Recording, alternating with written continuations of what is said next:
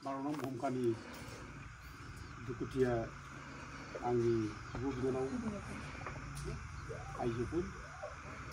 आरो लोगो थाफानाय रायजोफोर आरो आंजों लोगोआव फैफानाय जोंनि जनजाति सुरक्षा मन्थ्रिनि लेखानि ट्रेजारारनि रावग्रा रावखुंगुर बसुमतारी ओमफ्राय ट्रेजारार बरजित बसुमतारी ओमफ्राय जोंनि मेम्बार प्रमद ब्रह्म आरो लोगोसे जोंनि अल बर' सिनियर स्टुडेन्टस फरामनि जाय सानखारि बिथां अबसम ब्रह्म दा जों बेयाव दिनै फैनाय खालामना जाबाय बे गोजांनाय जोबोद गुसु सुग्रिबारि दिन जोङो जोबोद गोसोखांबाय थादों जे भुमकानि दुखुथिया आइजोफ्रा बोरै दङ बोरै गैया गोजांनायजों बिसोरो मा रोखोम जुजिनानै दं बेखौ लानानै आं सम सम खबर लाहरदों दा खबर लानायनि गेजेराव खोब खस्थ'जों दं बेखौथ' मिथिखायो जोङो न'आवबो जेबो गैया ओंखायनो जों माबा मोनसे होयो हायोब्ला मोजां जागौमोन साननानै गोसोआव खोब गाज्रि मोनबाय थादों जेबो होनो हायैजों जाबजों फैनो सानबाय थायो जायासै ओमफ्राय जोङो गोजांनायखौ रोखोम जों दै खालामनो थाखाय एसेबां जों माबा मोनसे होदिनि सहाय होदिनि खंबल गांबा बायदिनि बे 10 जन आरो जोंहा बे 10 जन दुखुथिया न'खरखौ दैदेनग्रा मनरमा बिनिजों लोगोसे गावथान खंबल बायनो गावसोर जानाय नङा होननानै जोङो रायलायनानै जों नांगौ गावजों एसे थांलायनानै गिनानै बे सुग्रिबारिनि दिनखौ बारहोथारदिनिखौ होननानै जोङो दाखालिनिफ्राय रायलायनानै खिन्थु समबो जालायासै दा फैसा गैयि जाबजों थाबाय ओमफ्राय नै मैया जों रायलायबावबाय ओमफ्राय रायलायनानै दिनै फाइनाल खालामनाय जाबाय दा दिनैनि थारिखआ जाबाय 25 जानुवारि बे 25 जानुवारियानो जोंनि बर' जारिमिननि खोब माने सुनि जारिमिन बे जारिमिना जोंनि बिखा बिखुन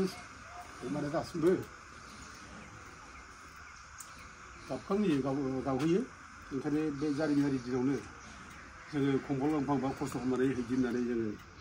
दहाय फुङाव थिग खालामनाय जाबाय आरो जों फैसाखौ जोङो गावजों गाव एफा एनै जोङो लालायनाय जाबाय ओमफ्राय लोगोसे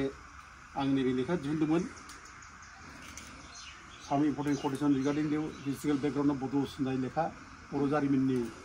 मोनसे लेखा आं रनसायदों आरो बे लेखाखौ फाननानैनो आं माखासे फैसा मोनदों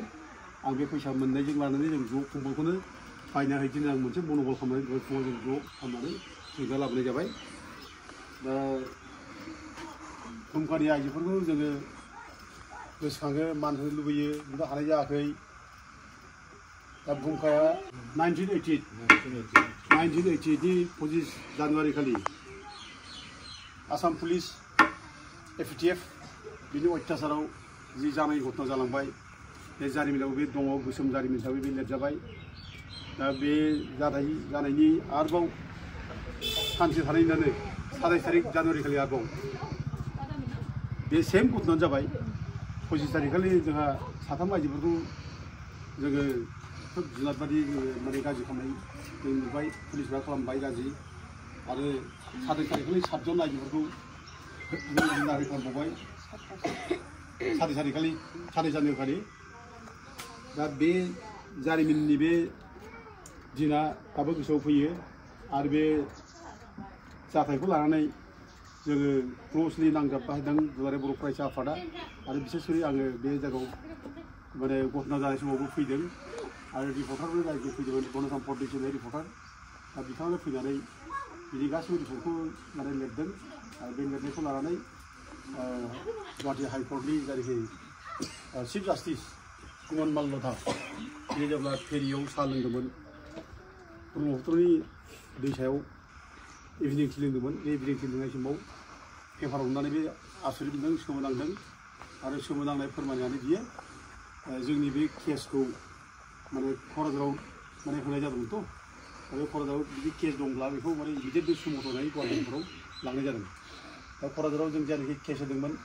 क'क्राझाराव केस होनाय समाव आथोबा बेयाव जरित दंमोन बिसोर लिड लादोंमोन आथोबानो दा बे केस होनाया क'क्राझाराव जेबो गुरुत्थ' जानो हागौमोन कर्टआ जोंखौ गुरुत्थ' होनाय नङामोन खिन्थु जेब्लानाखि गुवाहाटी हाइकर्टआ बे सुमोथ'नानै केसखौ लांबाय बेनिफ्राय गुरुत्थ' मोनबाय ओमफ्राय बिनिफ्रायसो गुवाहाटी हाइकर्टआ CBI मोनसे नायबिजिरनो बिबान होबाय ओमफ्राय CBI नायबिजिरनो बिबान होनानै माने लगे लगे गुवाहाटी हाइकर्टआ क'क्राझारनि SP RC थायलखौ सासपेन्ड खालामहोबाय बिनि उनाव आरोबाव सेरफांगुरिनि IC तारानाथ फुकन बेखौ सासपेन्ड खालामहोबाय बिनि उनाव आरोबाव सेरफांगुरिनि सासे पुलिस सासे हावलदार राम ओमफ्राय सासे आरोबाव कनस्टेबल बेखौ इमिडियेट सासपेन्ड खालामहोबाय दा बिदि जादों घटनाया फारि फारि बेखौ जालांदों दा बिनि उनाव आरो हाइकर्टआनो आरोबाव एसे एक्टिभिटि जानांगौ होननानै बे दुखुथिया न'खरनो एसे अनसुंथाइ होनांगौ होननानै बे एसे खम बेट करि मोनबाबो 24,000 गाहाम होनाय जादों आरो बे समाव दा बे जाबाय दा जिखि दाजाथों दा जोङो बै समनि दिनखौ दिनैबो जोङो बावनो हाया बे जारिमिनाव थाबाय दा बेखायनो जोङो खोब दाबो गोसोखांबाय थायो आरो बे जों थैजासे थालांगोन दा बै बोथोरा ओरैबायदिमोन दिनै जायनाखि बोथोर खुवा खुनाय बोथोर बे समाव अखाफोराबो माबामोन बे समाव माने अखाफोराबो ओरैबायदि माने लाजिनाय बायदि अखाफोर बे समावबो अखाफोरा साथिया एखम्बा लाजिनाय बायदि अखाफोरा एसे ओंखारो एखम्बा खोब माने माबाजों खुवाजों बा जोमैजों खोबजायो बेबायदि बोथोरनि गेजेराव बे माने दुमकानि आइजोफोरनि बै समनि परिबेसा बिदिमोन हरसे जाय फाराफारि खारलाबायनानै दै बारनानै थानांबायनाय बे बोथोर बेखौ गोसोखाङो दुखु मोनो बेखौ गोसोखांनानै दिनै बेखायनो जों दिनै एसेबाबो जोङो बे गोसोखांनायनि गेजेरजोंनो अननाय मोनसे भाब हिसाबै जों खम्बल गांफांफा होनो आवगायनाय जाबाय खावलायो मानबैदेर जेरै अमरसिं ब्रह्म बिथाङाबो जाहाथे गांसे खम्बलखौ होयो आखाइजों ओमफ्राय जोङो रावखुंगुर बसुमतारी सोलोंसा मन्थ्रिनि प्रेसिडेन्ट सेक्रेटारि आरो प्रनब ब्रह्म ओमफ्राय गणेश बसुमतारी बिसोर गांफांफा खम्बलखौ होनोसै आं खावलायबाय आं फार्स्टआव माबानोसै मनरमानो लांफैदो मनरमा जोंहा बेयो माने बेनो जोंहा दैदेनगिरिया बे बुहुमखानि घटनायाव मेइन लिड लाग्रा बेनो उन सिगां बेनो दायित्व दं गथे बेखौ जों सहाय होनांगौ ओमफ्राय आं एसे बुंनोसै बोरै दुब्लिया फै दुब्लि आं दुब्लि बोरै आं खम्बल गांसे हरनाय जाबाय बिसोरनो दे आरो ओमफ्राय अमरसिं बिथाङा फै लांफैदो दाना माबाबो सासे लांफैदो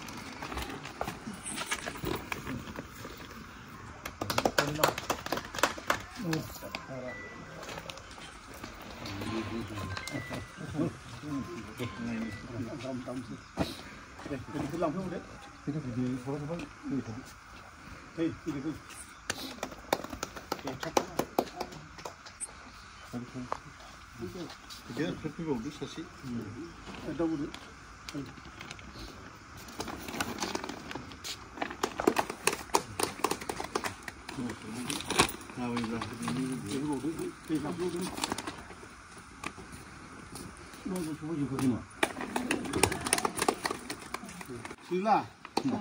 neng wabi dong.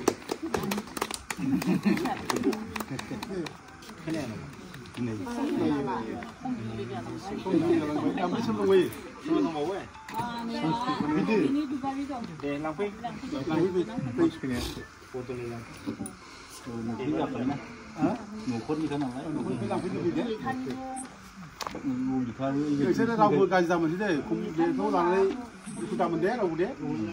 som temen-temen, saya jenis dah kayak, temen, ambil di sini pakcik kau, di sana bunuh rumah, dah itu lah nih, di sini hotel di pakcik deh, sebab pihak itu mana? Di sana sasi itu mau, oh, di sana hotel ini ha, ambil ini zaman biar mana biar, Debola. सानैनि लाबाय ओमफ्राय सानैनि ल'सै ओमफ्राय देबलाया मेगन गाज्रि जानानै दंनो आंनो दाखालि आं दाखालि मनरमा खोन्थादों आरो नै माबायाबो दुब्लियाव खोन्थादों देबला मेगना नुला नामा देबला ओमफ्राय सासेया मेगन नुला होनदों आरोखि दा दुखुनांथाव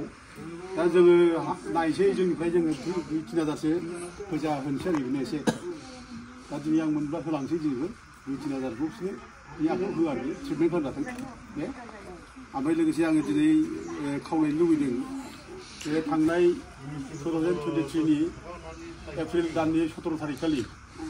जोंना बिटिसिनि मानगोनां CEM प्रमद बर'आ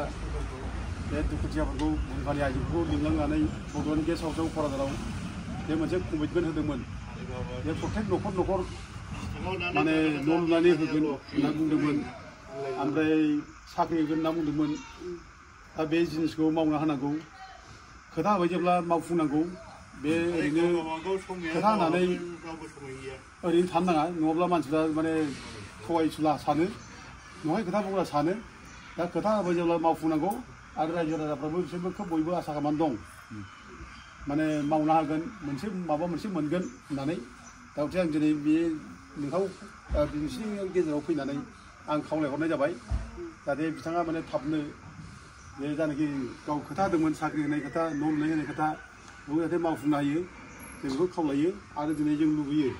बे बुहुमखानि मानसिफोरखौ लानायखौनो राजनिथि खालामनाङा राजनिथिया देरसिन नङा जोङो मानसि जिबनजों राजनिथि खालामजाया आरो बिसोरनि बे माने जानाखि घटनाफोर बे हिस्ट्रिक घटना बेयाव बयहाबो इनभल्भमेन्ट दङ बयहाबो दायित्व दं जोंहा बयबो दायित्व दं बे जों दायित्वखौसो जोङो मावफुंलायनांगोन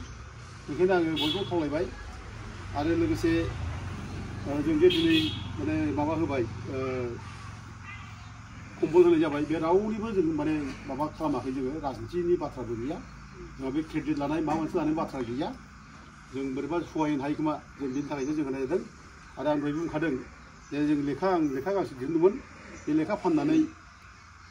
फैसा एसे मोनदों दा बेजोंनो जों एफाबा लांनो होननानै जों मन'बल लानानै फैनाय जादों ओमफ्राय जोंबो एफाबा खांलायनाय जाबाय आरो बे देवलानो जों जायनाखि माबा दंना मेगन नुला बेखौ आं 3000 थाखा जों होलांसै आरो बेखौ जों खावलायबाय आरो रायजो राजाखौ आं खावलायनो लुबैदों नैबे लेखाया बर' जारिमिननि कटेसनफोर हिस्ट्रियानफ्रा जोंनो गोबां लेखा लिरना गालांदों बेयाव बर'फ्रा अबे जुगनिफ्राय माने रायजो खुंबोदों अबे जुगाव राजा दंमोन बेखौ बे लेखायाव मोनो जेनेबा 1700 BC बिफर क्राइस्ट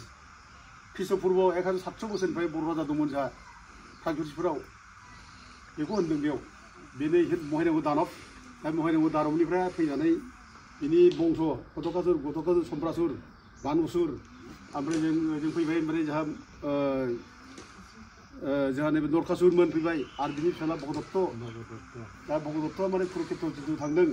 आरो बिनि उनाव फैबाय नै जोंहा माने बर्मन बंशफोर बे पुष्य बर्मन भास्कर बर्मनमोन बे बर्मन बंशफोरा बर'जोब होनना लिरनाय दं बेयाव गासिबो बे लेखायाव दंजोबथारो गासिबो ओमफ्राय बे बर्मन बंशनि माने बल्ल बर्मननि फिसाजो अमृता प्रभा बर्मनखौ जम्मु काश्मीराव हाबा खालामहैदों बर' गाबुरु होननानै लिरदों असमियाव आरोखि बर' गाबुरु बर' सवालि बिदिनो लिरदों दा रोखा दंजोबो ओमफ्राय लोगोसे जोंहा माने माबानि हर्षदेबनि फिसाजो माबायाव हाबा जाहैदों नेपालाव जयदेबजों हाबा जादों आरोखि श्री हर्षनि फिसाजो माने रायजोमुथिया हाबा जाहैदों माबायाव नेपालाव बेबो रोखा बर' हिन्जाव होननानै लिरनाय दंजोबो गासिबो खोब मोजां ओमफ्राय बिनि उनाव 11th सेन्सुरिसिम फैबाय माबामोन मा होनो बेखौ पाल बंश बर' राजाफोर गासिबो दंजोबो किथुमोन माने रायजो खुंनाय किथुआनो बे माबाखौ इभान महम्मद बक्तियार खिलजिखौ माने कामरुप रायजोआव गाग्लोबनानै होखारहरनाय आरो माने इभान महम्मद बक्तियार खिलजिया जोबोद गाज्रि रोखोम माने गाग्लोबजानाय बे लेखायाव दं आरो बे बर' राजामोन टिटुआ नै बे लेखायाव दङ ओमफ्राय बिनिफ्रायनो नैबाव फैलायबाय 11th सेन्सुरिनि उनाव माने कान्टरल मेसआ रायजो खुंबाय जोंहा माबायाव कमतापुर रायजो गायसनगिरिया बेनो कान्टरल मेस बेनो नील घोष नाम लादों दा बेबो रोखा बेयाव दंजोबो जारिमिनगिरिफोर लिरलांनाय बे नील घोष चक्र घोष बिसोर बंश ओमफ्राय बिनिनो नील घोषनि फिसाला जों माने माबाया दुर्लभ नारायण राजाया बर' राजा बे 1400 शतिकायाव बे दाना शंकरदेबनि बंशफोर आरोखि बे कुसुमपुर भुइया ओमफ्राय माबामोन बिसोरनि बंशखौ लाना फैदों एखेबारे ओमफ्राय खनौसिनिफ्राय धर्मप्रसादनि थाखाय लाना फैदों बे शंकरदेबनि बंशआबो गासिबो बर' राजा लाबोनाय होयोसो दा बे दङ 1400 शतिका ओमफ्राय 1500 शतिकायाव जोंहा बे सिखोनाझाराव हावरिया मेसआ रायजो खुंबाय बर' राजा हावरिया मेसआ बे हावरिया मेसनि फिसालाफोरनि उनाव कुचबिहाराव रायजो खुंदों आरोखि बे गासै रेकर्डआ बे मोनफा जों होजोबदों बेखायनो आं दिनै बे आइजोफोरनो जोङो बुहुमखानि आइजोफोरनो माने फिसा जिनिस जोङो सहाय होनायजों लोगोसे जों जे जारिमिननि थाखाय मावलांदों जारिमिन गालांनो थाखाय बेखौ जों बुथुमनाय जाबाय आरो लोगोसे आं खावलायबाय बयबो बे लेखाखौ जाहाथे अननानै वार्ड्स क'क्राझाराव बेखौ जाहाथे बेनिफ्राय कालेक्ट खालामो बेनिफ्राय लायो बेखौ खावलायनाय जाबाय बेयाव जुदिबो 500 थाखा लिरदोंब्लाबो बेखौ माने माबा डिसकाउन्ट नाय जादों बेयाव 350नि होनाय जादों जाहाथे रायजो राजाफ्रा सोरबा लानो गोसोबा लायो आरो बयबो बर'नि जारिमिनखौ जाहाथे मिथिनो लुबैयो मिथिनो हायो आं बेखौ रायजो राजाफोरखौ बुंनाय खावलायनाय जाबाय जों दिनै बयबो माने बुहुमखानि आंनि आंगोनि असे दुखुथिया न'खरफोरनो जानखि जोङो अनसुंथाइ होबाय बिनि गेजेरजों आं दिनै बयखौबो मान बावनानै दिनै बेनिफ्राय बिदाय लानो हागौ गोजोन्थों।